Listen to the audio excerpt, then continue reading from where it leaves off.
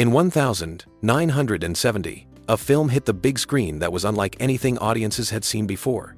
It was bold, loud, unapologetic, and carried with it the weight of both history and controversy. The movie was Patton, directed by Franklin J. Schaffner, written in part by a young Francis Ford Coppola, and starring the unforgettable George C. Scott as General George S. Patton. Now, most people remember Patton for its unforgettable opening speech, the sweeping desert battle sequences, and Scott's performance, which remains one of the greatest in cinema history. But what most viewers don't know is that the story of Patton, both on screen and behind the scenes, is filled with weird, fascinating, and downright unbelievable details. We're talking about a movie that almost didn't get made the way it did. A movie that got a future superstar director fired before he went on to become a legend. A movie that rattled politicians, upset historians, and even influenced real-world events. So buckle in, because today we're diving deep into 10 weird facts about Patton you never knew. This isn't just about trivia. It's about peeling back the layers of one of the strangest and most powerful war films ever made. And trust me, by the end, you'll never look at this cinematic giant the same way again. Fact 1. The opening monologue almost got the film banned. Let's kick this off with the most famous scene in Patton. The opening. George C. Scott, as Patton, stands in front of a massive American flag and delivers one of the most hard-hitting speeches in film history. The moment is iconic. It's been parodied, studied, and even shown to real U.S. soldiers for decades. But here's the weird part. That speech almost never made it into the movie. The script Coppola wrote drew directly from Patton's real-life speeches. Patton had a reputation for being brutally honest and unfiltered, and his language was colorful to say the least. He cursed, he insulted, and he motivated troops with shocking bluntness. Coppola preserved that style, which made the opening speech feel authentic. But when the producers read it, they panicked.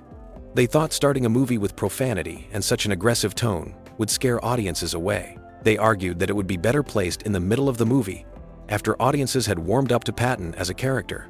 Even stranger, George C. Scott himself wasn't a fan of opening with the monologue. He worried that it was too good. He felt it would overshadow everything else he did in the film. Imagine being so good at your craft that you're afraid your first 5 minutes will make the rest of the movie feel like a letdown. There's also a layer of irony here. This scene that executives feared would alienate audiences, instead, became one of the most quoted speeches in cinema. It's been used in military training, in sports locker rooms, and even in corporate boardrooms to fire people up. But let's add a twist. The set design of that speech was incredibly simple. Just Scott, in uniform, lit starkly, with that giant flag behind him. No cuts, no battlefield, no music. Just raw performance. The simplicity was part of what made it so striking. Yet the studio thought it was too plain, too harsh, too political. And yet that rawness is exactly why it worked. In fact, during test screenings, audiences erupted in applause before the movie had even moved to its first scene. That's almost unheard of. So, the very thing that producers thought would sink Patton became the very thing that made it legendary. Fact 2. Francis Ford Coppola was fired, then won an Oscar. Today, Francis Ford Coppola is a legend. The man behind The Godfather, Apocalypse Now, and The Conversation. But in the late 1960s, he was just a young writer trying to make a name for himself. When Coppola was hired to write Patton, he shocked the producers. Instead of turning in a straightforward war story, he wrote something almost poetic. He emphasized Patton's contradictions, his brilliance and his arrogance, his faith and his cruelty. Coppola even used mystical imagery, comparing Patton to ancient warriors, as if he'd been reincarnated through centuries of battles. The studio hated it. They said it was too weird, too philosophical, too uncommercial. So Coppola was fired. But years later, when Franklin J. Schaffner came on as director, he read Coppola's draft and said, "This is the version we're going with." Almost word for word, Coppola's script was restored. The weird twist? Coppola didn't even know they had used his draft until he was nominated for an Academy Award. And when he won, yes, the man they fired won the Oscar for Best Screenplay, he had the last laugh. It's one of those Hollywood stories that proves sometimes being too weird is exactly what makes a film timeless. Fact 3. George C. Scott refused his Oscar. Now this is one of the strangest facts of all.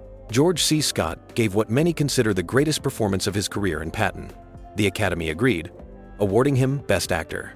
But Scott refused to accept it. This wasn't a last-minute stunt.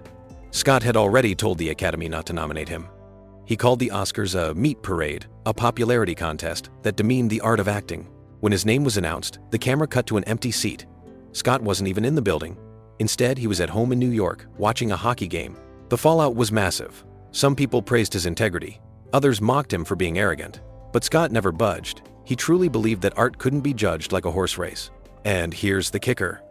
Scott wasn't the only person involved in Patton who didn't want the film to win awards. Even the producers worried that the movie's harsh portrayal of Patton would make it too controversial for the Academy.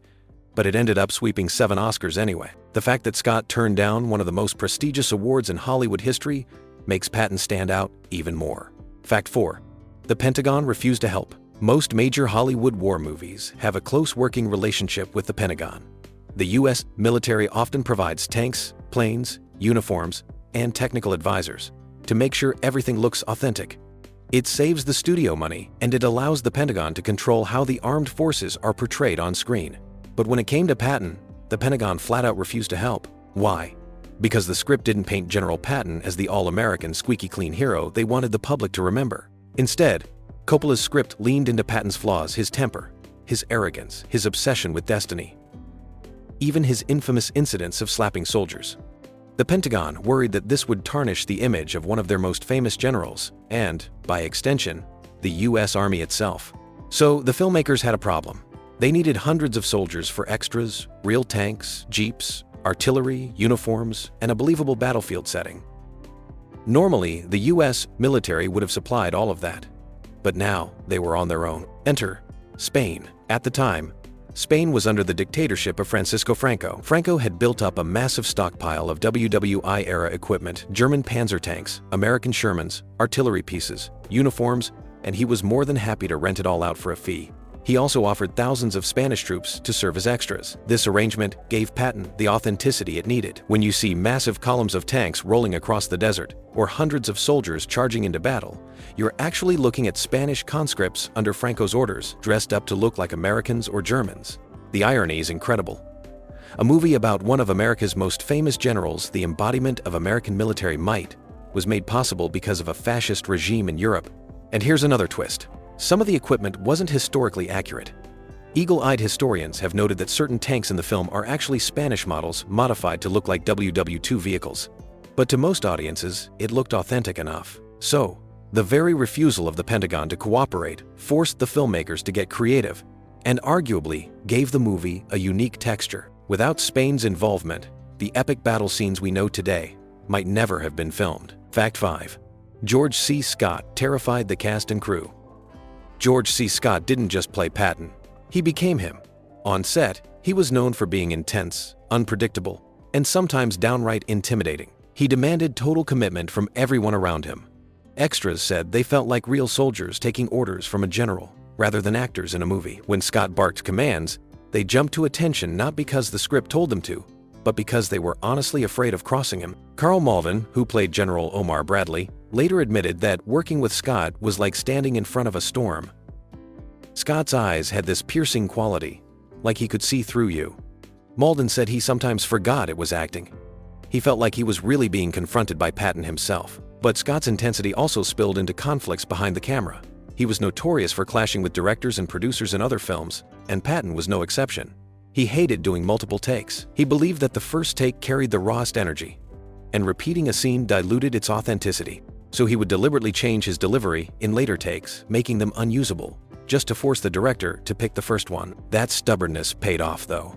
Many of the most powerful scenes in the film, like the famous speech in front of the American flag, were captured in a single take. Scott poured everything into that one performance, then refused to do it again. Offset, Scott lived as hard as Patton did. He drank heavily, smoked constantly, and carried himself with the same larger-than-life energy. Some crew members whispered that Scott wasn't really acting at all. He was just channeling his own personality. And maybe that's what made the performance so unforgettable. Scott didn't just terrify the cast and crew, he inspired them. His intensity raised everyone else's game. By the end of filming, it felt less like they were making a movie, and more like they'd gone through a real war alongside him. Fact 6. The film accidentally predicted the future. One of the strangest things about Patton is how eerily prophetic it felt to audiences at the time. In one of the film's key moments, Patton warns that America and Russia are destined to clash. Remember, this was 1970, right in the middle of the Cold War. The Vietnam War was raging. The arms race was accelerating, and US-Soviet tensions were at an all-time high. When audiences heard George C. Scott deliver Patton's real words about the Soviet Union being America's next great enemy, it didn't sound like history. It sounded like a warning for the present. What makes this weirder is that Patton actually did say things like that near the end of WWI. He argued that the US should keep pressing against the Soviets, rather than pulling back. He believed they would one day become America's greatest adversary. By including those lines, the filmmakers unintentionally tapped into the political mood of 1970. People walked out of the theater saying, "Wow, that's exactly what's happening right now." It's rare for a war movie set in the 1940s to feel like a commentary on the present, but Patton managed to bridge that gap perfectly. In fact, some Cold War strategists even cited the movie as an example of why America needed to stand firm against Soviet aggression. So while the film was meant to be a look back at WWI, it ended up being an unsettling glimpse forward. Fact 7. It sparked international controversy. War movies always stir debate, but Patton sparked controversy on a global scale. The Soviet Union outright banned it. They saw the film as blatant anti-Russian propaganda, especially with Patton's speeches about the Soviet Union being America's future enemy. To them, the film wasn't just a biography.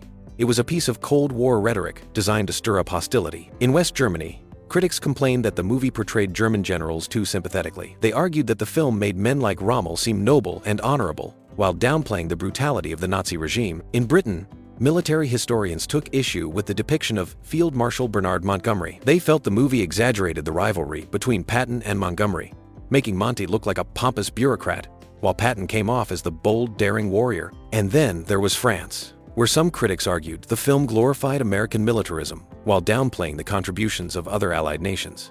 All this controversy did something interesting. It fueled curiosity. People wanted to see the film that governments and critics were so upset about, and that curiosity turned Patton into a massive international success. It's a perfect example of how controversy can sometimes be the best publicity a movie can get. Fact 8. The real Patton's family hated it. While audiences and critics praised Patton, the general's own family wasn't impressed. Patton's widow, Beatrice, reportedly refused to see it at all. She didn't want to watch her late husband's life turned into entertainment, especially when she knew Hollywood would exaggerate things. Other family members who did see it said they felt betrayed. They complained that the film focused too heavily on Patton's flaws, his temper, his arrogance, his mistakes, while downplaying his brilliance as a strategist and his devotion to his soldiers. Part of this came from the film's heavy reliance on General Omar Bradley's memoirs. Bradley had been both a colleague and a rival of Patton, and his perspective naturally wasn't the most flattering. Since Bradley also served as a consultant on the movie, some historians argue that the film tilted in his favor. For the Patton family, this meant the general came across less like a complex hero and more like an unstable, egotistical man who happened to win battles. So while the world celebrated Patton as a masterpiece, those closest to the real man felt Hollywood had twisted his legacy. Fact 9. It revolutionized the war movie genre. Before Patton, most Hollywood war films followed a familiar formula. They focused on the soldiers in the trenches, the camaraderie, the sacrifice, and the battles. Think of movies like The Longest Day or Battle of the Bulge. But Patton did something different. Instead of centering on ordinary soldiers, it zeroed in on a general, someone who rarely saw combat firsthand, but whose decisions shaped the course of entire wars. By exploring Patton's psychology, his obsession with reincarnation, his violent temper, his contradictions, the film elevated the war genre into something more philosophical. It wasn't just about who won the battle. It was about why people fight, what drives them, and how dangerous unchecked ambition can be. This approach directly influenced later war films. Coppola's Apocalypse now took the idea of a larger-than-life military figure consumed by obsession and turned it into Colonel Kurtz. Oliver Stone's Platoon explored the moral conflicts of war rather than just the action. Steven Spielberg's Saving Private Ryan blended gritty realism with emotional character studies. In short, Patton showed that a war movie could be as much about psychology and philosophy as it was about tanks and bullets, and that changed the genre forever. Fact 10. Nixon was obsessed with it. And finally, the weirdest fact of all. President Richard Nixon was obsessed with Patton. He first screened it at the White House just weeks after it was released. He loved it so much that he had it shown multiple times for himself, his staff, and even visiting dignitaries. Nixon saw himself in Patton. He admired the general's toughness, his sense of destiny, and his willingness to make unpopular decisions. Some historians even argue that Nixon modeled aspects of his leadership on the film. During the height of the Vietnam War, Nixon quoted lines from the movie in meetings, He used Patton's rhetoric to justify staying the course and pushing forward despite mounting criticism. This wasn't just idle fandom, it may have influenced real-world policy. Nixon's aides later admitted that the president's identification with Patton shaped how he saw America's role in Vietnam and how he saw himself as a wartime leader. It's a powerful reminder of how much movies can shape politics. Here was a Hollywood film, intended as entertainment, subtly steering the mindset of the most powerful man in the world. And that, perhaps, is the weirdest fact of all. So there you have it. 10 weird facts about Patton you never knew. From a speech that almost got the film banned, to Coppola being fired and then winning an Oscar, to George C. Scott refusing his award, to Nixon obsessing over it, this isn't just the story of a movie, it's the story of how art, history, and politics collide. More than 50 years later, Patton still holds its power. It's not just a war movie, it's a portrait of ambition, ego, and destiny. If you enjoyed this deep dive, hit that like button, subscribe, and ring the bell so you don't miss more stories from behind the curtain of cinema history. And remember, all glory is fleeting.